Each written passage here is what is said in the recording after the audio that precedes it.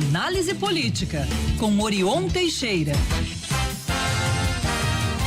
Agora 10h50, Orion Teixeira, bom dia pra você. Tudo bem por aí, Orion? Com muito frio, Orion?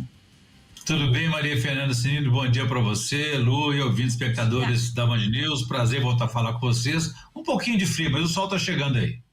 Pois é, Orion, vamos falar de um tema quente, que é a questão da ausência do governador, né, que nessa negociação, e o senador Pacheco assumindo a interlocução por Minas no tarifaço. Será que tá mesmo, Orion? Tem sido recorrente isso, viu, Cinido? Porque diante da ausência do governador Zema, que deve reassumir o estado, o governo hoje ou amanhã, estava em uma agenda pessoal, segundo a assessoria, e o vice Matheus Simões está na Inglaterra. Então, diante disso, coube ao senador Rodrigo Pacheco, que é do campo oposto e não necessariamente um aliado ou desafeto, assumir a interlocução com o governo federal sobre os impactos do tarifaço de Trump na economia de Minas Gerais.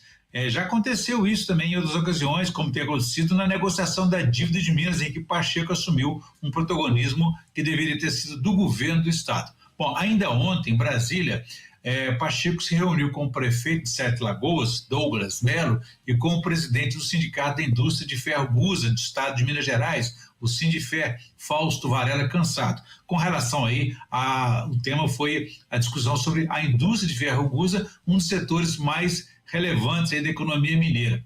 Pacheco adiantou que irá se reunir também com o presidente Lula, com o vice-presidente Geraldo Alckmin, para dar esse encaminhamento em nome de Minas Gerais e da economia mineira, e que fará o mesmo com relação a outros setores igualmente afetados por esse tarifaço. Os empresários mineiros que procuraram Pacheco buscam medidas mitigadoras, né, inclusive com perspectivas de novos mercados para garantir o escoamento dos seus produtos. O governo mineiro não tem nem busca ter trânsito junto ao governo federal, e não é só o de Minas, não. O mesmo senador está ajudando o governo mineiro, como já falamos aqui em outras ocasiões, por exemplo, naquela questão do empréstimo de R$1 bilhão do Banco de Desenvolvimento de Minas Gerais junto aos BRICS, né? O banco aí que é liderado por Brasil, Rússia, Índia, China e África do Sul, esse bloco comercial que tem esse banco chamado aí Novo Banco de Desenvolvimento de Minas Gerais. Então, o Pacheco está mediando junto ao governo federal essa autorização para que Minas tenha acesso a esse empréstimo de R$1 bilhão por meio do Banco de Desenvolvimento de Minas Gerais. Mas ainda assim o governador Romeu Zema, em vez de participar dessas negociações, de tentar buscar fazer essa gestão, ele tem criticado os BRICS, dizendo que esse é um bloco econômico que não agrega nada ao Brasil. Bom, ainda ontem um racha, como eu disse para vocês aí, não é só o governo de Minas que está vacilante, hesitante para buscar o governo federal nessas negociações aí sobre o tarifaço que deve ser implantado a partir de sexta-feira.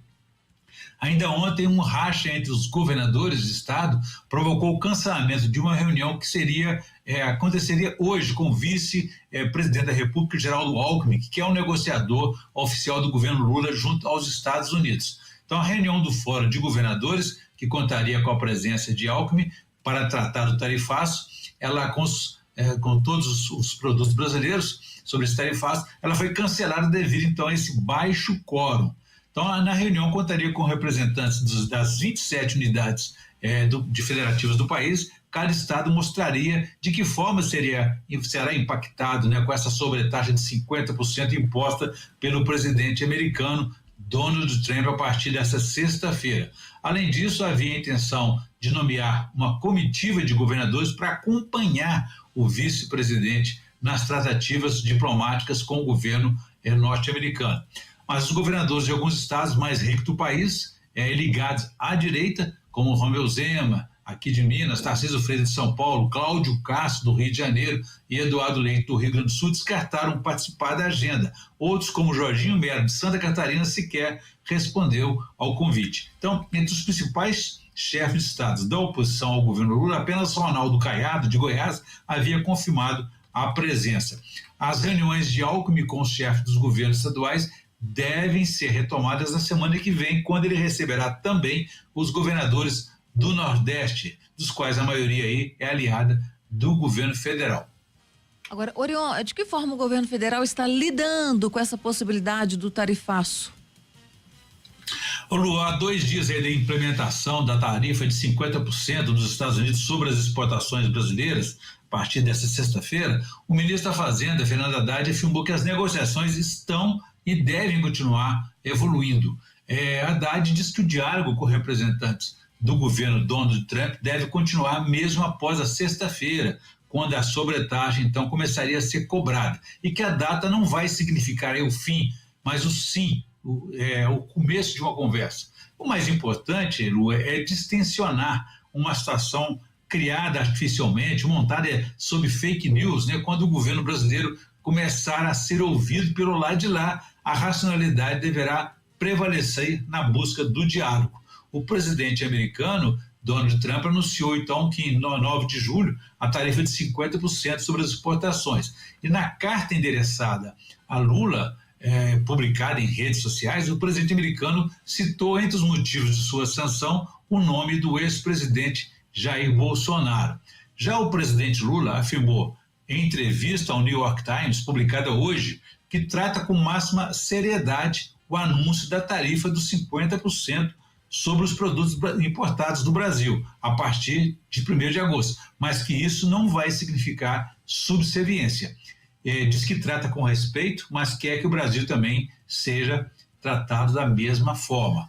O ministro Alexandre de Moraes, por exemplo, do Supremo Tribunal Federal, tem sido alvo, né, de Trump, e que revogou, inclusive, os vistos dele e de outros ministros do Supremo, além do lobby do deputado federal Eduardo Bolsonaro, filho do ex-presidente, que quer ampliar as sanções contra o país.